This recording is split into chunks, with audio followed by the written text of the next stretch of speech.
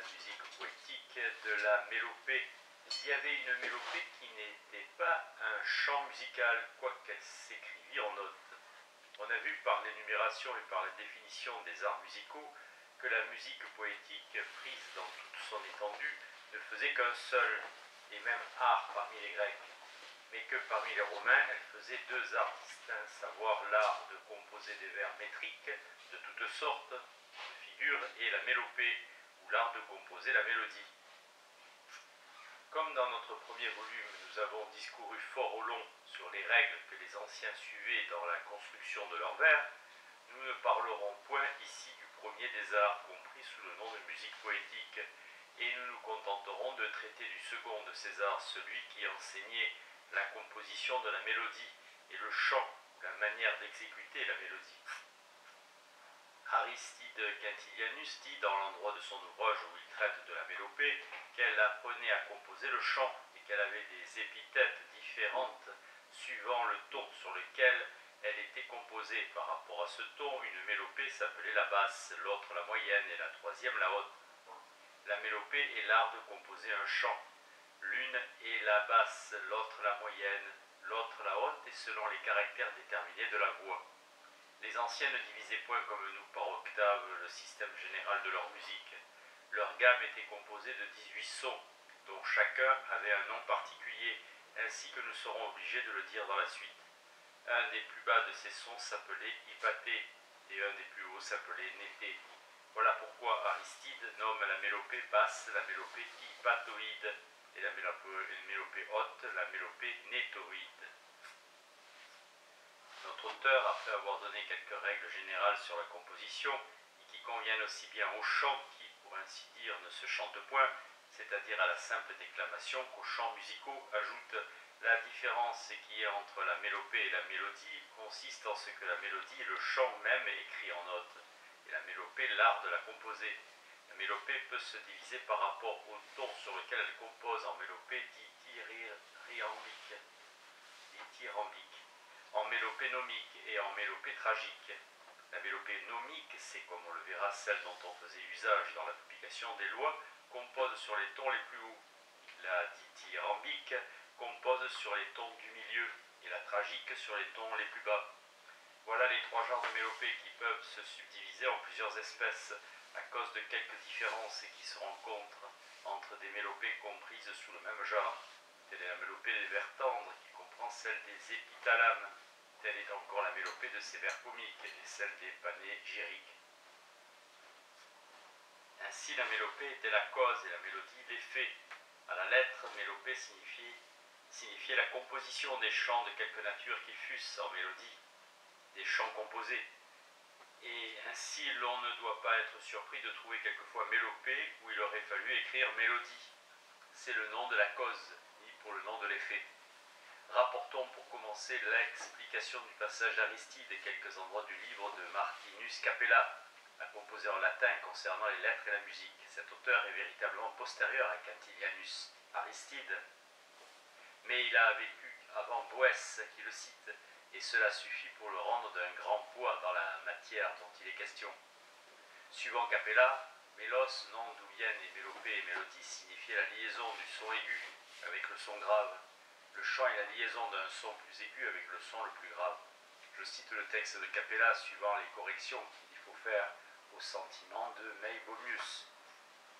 Comme la simple déclamation consiste aussi bien que le chant proprement dit dans une suite de tons plus graves ou plus aigus que le ton qui les a précédés et qui sont liés avec art entre eux, il doit y avoir de la mélodie dans la simple déclamation aussi bien que dans le chant proprement dit, et par conséquent une espèce de mélopée qui enseigne à bien faire la liaison dont parle Capella, c'est-à-dire à bien composer la déclamation. Le mélos est la liaison de son aigu avec le son grave. La modulation est un chant varié, composé et écrit en notes. Il y a trois espèces de mélopées. La tragique ou l'hypatoïde qui emploie communément les sons les plus bas. La dithyrambique ou la mésoïde qui emploie les sons mitoyens et dans laquelle la progression du chant se fait le plus souvent par des intervalles égaux. Et la nomique ou la nétoïde qui emploie plusieurs sons des plus hauts. Il y a encore quelques espèces de mélopées comme la comique mais qui peuvent se ranger sous les trois genres dont il vient d'être parlé, quoique chacune ait son ton propre. Ce n'est pas seulement à l'égard du ton que les mélopées peuvent être divisées en différents genres, car si par rapport à ce ton elles se partagent en basse, en moyenne et en haute, elles se divisent aussi par rapport aux intervalles qu'elles observent en diatonique, en chromatique et en harmonique. Et par rapport aux modes, en mélopée, phrygienne, en dorienne et en lydienne. Notre auteur, après avoir ajouté à ce qu'on vient de dire quelques avis sur la composition, passe comme ayant dit tout ce qu'il y avait à dire sur la mélopée, à ce qu'il avait à dire sur le rythme. Pour retourner à Cantilianus, Aristide, voici ce qu'il ajoute avant que de traiter du rythme à ce qu'il avait déjà dit de la mélopée. Les mélopées peuvent à plusieurs égards être divisées en des genres différents. Il y en a qui sont diatoniques, d'autres en harmonique et d'autres chromatiques. Les mélopées par rapport au ton du système général sur lequel elles sont composées se partagent en mélopées dont la modulation est haute, en mélopées dont la modulation est basse et en mélopées dont la modulation est moyenne. Par rapport au mode, les unes sont phrygiennes, les autres sont doriennes et les autres sont lydiennes. Par rapport à la manière dont le mode est traité, les mélopées se partagent en mélopées nomiques, en tragiques et en dithyrambiques. Enfin, les mélopées par rapport à l'intention du compositeur, par rapport à l'effet qu'elles veulent produire, se peuvent diviser en mélopées systaltiques, qui est celle qui nous porte à l'affliction, en diastyltique, qui est celle qui nous égaie l'imagination et qui nous anime, et en mélopée moyenne, qui est la mélopée qui compose une mélodie propre à calmer notre esprit en apaisant nos agitations, systaltique et diastaltique. De toutes ces différentes divisions de la mélodie considérées sous diverses faces, il n'y en a qu'une à laquelle il nous convienne de nous arrêter ici, celle qui la partage en mélopée basse ou tragique, en mélopée moyenne ou dithyrambique, et en mélopée haute ou nomique, et qui par conséquent partage aussi les mélodies en trois genres de même nature.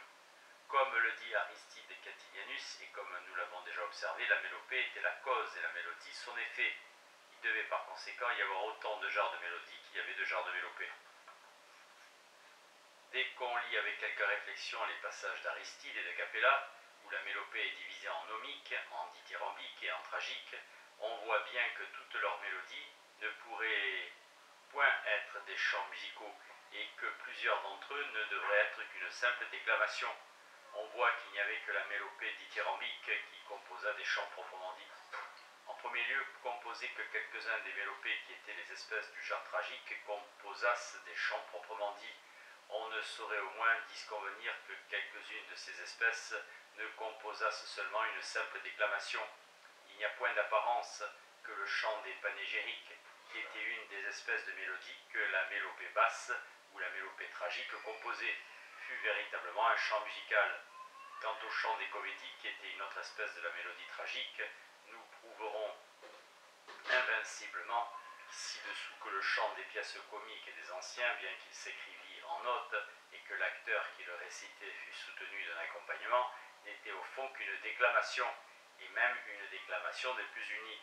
Il y a plus, j'espère faire voir que la mélodie des pièces tragiques des anciens n'était pas un chant musical, mais une simple déclamation. Ainsi, il n'y avait peut-être pas dans le genre des mélopées tragiques aucune espèce de mélopée qui composa un chant musical. En second lieu, la mélodie nomique ne pouvait pas être un chant musical. Son nom de nomique ou de légal lui aurait été donné parce qu'on s'en servait principalement dans la publication des lois, et nomos signifie une loi en langue grecque. Le ton sur lequel la mélopée haute ou la nomique composée était d'ailleurs très propre à faire entendre plus distinctement, et par plus de monde le crieur public lorsqu'il récitait une loi. Quand on connaît quelle était la délicatesse des Grecs en matière d'éloquence, et surtout à quel point ils étaient choqués par une mauvaise prononciation, on n'a point de peine à concevoir que quelques-unes de leurs villes aient été assez jalouses de la réputation de n'avoir en toute chose que des manières élégantes et polies, pour ne vouloir pas laisser au crieur public chargé de promulguer des lois la liberté de les réciter à sa mode, au hasard que souvent il donna aux phrases, aux mots même qu'il prononcerait à un ton capable de faire rire des hommes très nés moqueurs. Ces républiques, dans la crainte que les vices de prononciation dans lesquels tomberait leur officier ne fissent rejaillir une sorte de ridicule sur les lois mêmes, prenaient donc la précaution de faire composer la déclamation de ces lois, et même elles voulaient que celui qui les récitait fut encore soutenu par un accompagnement capable de le redresser s'il manquait. Foulet qui publia des lois avec la même aide, avec le même secours qu'avaient, comme nous le verrons, les acteurs qui parlaient sur le théâtre. Marcianus Capella dit, en faisant l'éloge de la musique, que dans plusieurs villes de la Grèce, l'officier qui publiait les lois était accompagné par un joueur de lyre. Que dire des fonctions de la paix? Ne sont-elles pas célébrées par nos chants? Assurément bien, des lois des villes grecques dont sont lues avec un accompagnement de lyre. Il serait superflu d'observer que le récitateur et le joueur d'instruments n'auraient pu se concerter si la déclamation du récitateur eût été arbitraire. On voit bien qu'il fallait qu'elle fût assujettie et par conséquent composée. Il ne serait pas impossible de trouver encore dans les anciens auteurs des faits qui supposent l'usage dont parle Capella. On voit par exemple dans Plutarque que lorsque Philippe, roi de Macédoine, et le père d'Alexandre le Grand, voulut, après avoir défait les Athéniens, à créer René, tourner en ridicule la loi qu'il avait publiée contre lui, il récita sur le champ même de la bataille le commencement de cette loi et qu'il la récita comme une déclamation mesurée et assujettie. Or Philippe, c'est Plutarque qui parle, ayant gagné la bataille, en fut sur l'heure si fort épris de joie qu'il se laissa aller jusqu'à faire quelques insolences, car après avoir bien bu avec ses amis, il s'en alla sur la place de la défaite, et là il se prit à chanter par moquerie le commencement du décret qu'avait proposé Démosthène, suivant lequel la guerre avait été conclue à Athènes contre lui, haussant sa voix et battant la mesure à chaque pied. Démosthène, fils de Démosthène Péanien, a mis en avant ceci. Mais après, quand il fut revenu de son ivresse, et qu'il eut un peu passé en danger où il avait été, les cheveux lui dressèrent à la tête. Diodore de Sicile écrit que Philippe, après avoir pris trop de vin la journée, dont nous venons de parler, fit plusieurs choses indécentes sur le champ de bataille, mais que les représentations de Madès, athénien et l'un des prisonniers de guerre, le firent rentrer en lui-même, et que le repentir qu'il eut de s'être oublié le rendit plus facile lorsqu'il fut question de traiter avec l'ennemi vaincu. Certainement Athènes et les autres villes de la Grèce, qui pouvaient avoir un usage semblable à celui des Athéniens, ne faisaient point chanter leur loi, à prendre le terme de chanter dans la signification qu'on lui donne communément dans notre langue, lorsqu'elle les faisait publier. Je crois donc que des trois genres dans lesquels se divisait la mélopée considérée par rapport à la manière dont elle traitait son mode, il n'y avait qu'une, savoir le dithyrambique, qui composa des chants musicaux. Tout au plus, il y avait quelques espèces de la mélodie tragique, qui étaient des chants proprement dits. Les autres mélodies n'étaient qu'une déclamation composée et écrite en notes. Comme mon opinion est nouvelle dans la République des Lettres, je ne dois rien omettre pour montrer que du moins je n'ai pas grand tort de la soutenir. Ainsi, avant que de rapporter les passages des auteurs grecs ou latins qui, en parlant de leur musique par occasion, ont dit des choses qui prouvent, s'il est permis d'user de cette expression, l'existence de la mélodie, qui n'était qu'une simple déclamation, je prie le lecteur de trouver bon que je transcrive encore ici quelques endroits de ceux des anciens auteurs qui ont traité de leur musique dogmatiquement et qui prouvent cette existence. M. Wallis, étant anglais si célèbre par son savoir et pour avoir été l'homme de lettres de nos jours qui a vécu le plus longtemps, fit imprimer en 1699, dans le troisième volume de ses œuvres mathématiques, le commentaire écrit en grec par Porphyre sur les harmoniques de Ptolémée, et il y joignit une traduction de ce commentaire. On voit en le lisant que la musique des anciens divisait d'abord en deux genres toutes les opérations que la voix peut faire. Aussitôt après, ils font apparaître les différences elles-mêmes de la voix. En effet, le mouvement de celle-ci est double, continu et séparé. Le continu est celui qui sert à la conversation, et on dit dans le même sens sermo-sinalis. Le séparé est celui avec lequel nous chantons et faisons des modulations, avec lequel on joue de la flûte et de la cithare. C'est pourquoi on l'appelle mélodique. L'auteur traite ensuite de la différence qui se trouve entre les sons de la voix.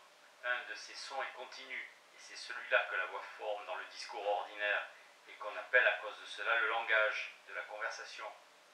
L'autre son, qui s'appelle le son mélodique, est assujetti à des intervalles réglés, et c'est le son qui forme ceux qui chantent, ou qui exécutent une modulation, et qui imitent ceux qui jouent des instruments à vent, ou des instruments à cordes. Porphyre explique ensuite assez au long la différence qui se trouve entre ces deux espèces de sons, après quoi il ajoute: Voilà le principe de Ptolémée établi au commencement de ses réflexions sur l'harmonie et qui n'est autre que le principe enseigné généralement parlant par les sectateurs d'Aristoxène. Nous avons déjà dit qui était Aristoxène. Ainsi, cette division des sons de la voix en sons continus et en sons mélodiques, ou en sons gênés assujettis à suivre dans sa progression des intervalles réglés, était un des premiers principes de la science de la musique. Nous allons voir à présent que ce son mélodique, que la mélodie se subdivisait en deux espèces, sa voix en mélodie qui était un chant proprement dit, et en mélodie qui n'était qu'une simple déclamation. Marcianus Capella dit le son de la voix se peut diviser en deux genres de son par rapport à la manière dont le son sort de la bouche, savoir en son continu et en son divisé par des intervalles. Le son continu est celui de la prononciation unie des conversations ordinaires. Le son séparé est celui de la prononciation d'un homme qui exécute une modulation. Entre ces deux genres de sons, il y a un son moyen qui tient et du son continu et du son séparé. Ce son moyen n'est pas autant interrompu que le chant, mais aussi son écoulement n'est pas aussi continu que l'écoulement du son dans la prononciation ordinaire. La voix rend en son moyen quand on prononce ce que nous appelons Carmen.